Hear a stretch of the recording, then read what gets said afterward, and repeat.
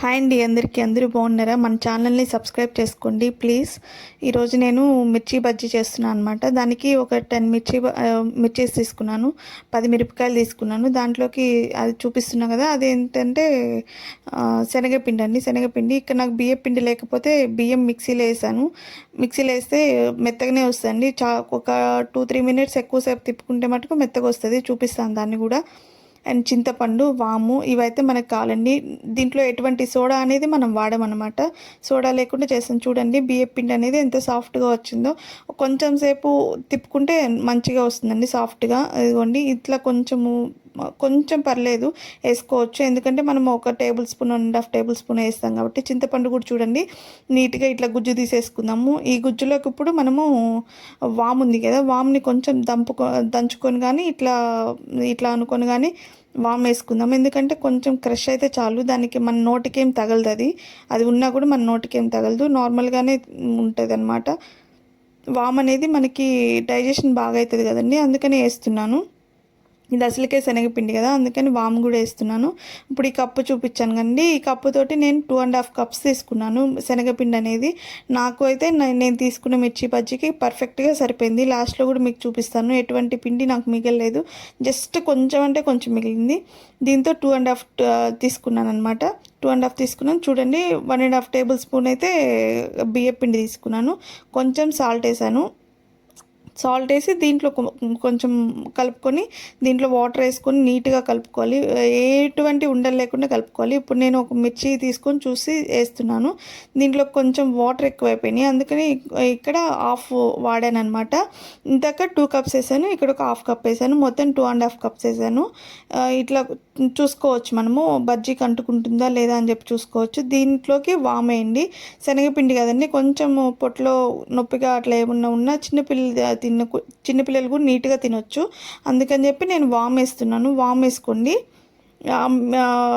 వామ్ వేసుకొని నీట్గా కలుపుకొని దీన్ని ఒక హాఫ్ అన్ అవర్, మీకు టైం ఉంటే హాఫ్ అన్ అవర్ పక్కన పెట్టుకోండి. మాకు టైం లేదు అప్పుడప్పుడే వేసుకోవాలంటే మీరు సోడా పిండి కలుపుకోవచ్చు, అదే సోడా కలుపుకోవచ్చు, మీ ఇష్టం అది. హాఫ్ అన్ అవర్ పక్క పెట్టుకుంటే మటుకు మనకి సోడా ఎట్లా వేసుకుంటే ఎంత పర్ఫెక్ట్గా వస్తాయో అంత పర్ఫెక్ట్గా ఉంటుంది. ఇక్కడ మిర్చిని లాస్ట్ ఎడ్జెస్ కొంచెం పైనతోనే కట్ చేసి ఇట్లా మిడిల్లో కట్ చేసుకుంటాం అనమాట. ఇట్లా మిడిల్లో కట్ చేసుకొని మొత్తం మిర్చి విత్తనాలు ఉంటాయి కదా, ఆ విత్తనాలన్నీ తీసేస్తున్నాను. ఎందుకంటే మాకు బుడ్డిది తింటుంది అనమాట, అందుకని నేను విత్తనాలన్నీ తీసేస్తాను. హాఫ్ తిన్నా కూడా కొంచెము మంట పుట్టకుండా ఉంటుందని చెప్పి దానికి మొత్తం తీసేస్తాను నేను.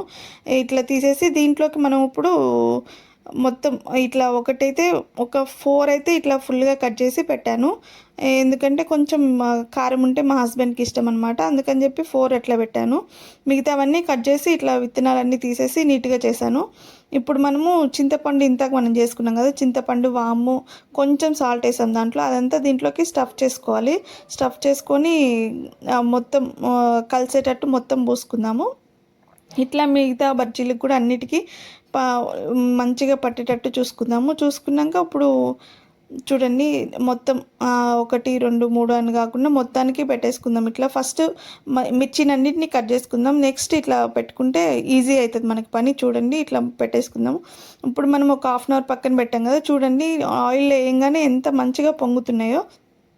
ఇప్పుడు చూడండి ఇట్లా ఈ కన్సిస్టెన్సీలో ఉంటే చాలండి మనకి పిండి అనేది. ఇట్లా మొత్తం ఎన్ని ఆయిల్ అయితే అన్ని నీట్గా వేసేసుకుందాం మనము. ఈ చింతపండు కూడా మనకేం కింద పడదు, ఎందుకంటే మనం గట్టిగా గుజ్జులాగా చేసుకున్నాం కాబట్టి కింద పడదు. మనకి పిండి కూడా ఎటువంటి పాడవదు అనమాట. చూడండి ఎంత నీట్గా వచ్చాయో. హోటల్ స్టైల్లో చాలా పర్ఫెక్ట్గా వచ్చాయి. హోటల్లో కూడా ఇంత మంచిగా వేయరనుకుంటా, అంటే అట్లా కాదు, ఇంత మంచిగా మన ఇంట్లో చేసుకున్నట్టు పర్ఫెక్ట్గా చేయరు కదా వాళ్ళు, ఎట్లా అంటే అట్లా చేస్తారు కదా. ఇప్పుడు హోటల్స్ బయట చూస్తుంటే చాలా దారుణంగా ఉన్నాయి, అందుకనే మన ఇంట్లో చేసుకుని తినడం చాలా ఉత్తమము. ఇప్పుడు దీంట్లోకి మా హస్బెండ్ ఆనియన్స్, సాల్ట్ అవి వేసి కలిపాడు అనమాట. ఇదిగోండి చూడండి లాస్ట్లో నేను చెప్పాను కదా ఇందాక పిండి కరెక్ట్గా సరిపోయింది నాకు అని చెప్పి, కరెక్ట్గా సరిపోయింది. లాస్ట్ మిర్చి వేసేసాను. దీంట్లోకి ఉల్లిపాయల్లోకి కొంచెం చాట్ మసాలా యాడ్ చేశాను నేను. ఇంతకు మా హస్బెండ్ చూసారు కదా, సాల్ట్ అవి ఒక్కటే వేసి కలిపారు, సాల్ట్ ఒకటే వేసి కలిపారు. నేను ఇప్పుడు దీంట్లోకి చాట్ మసాలా వేసి కలిపాను.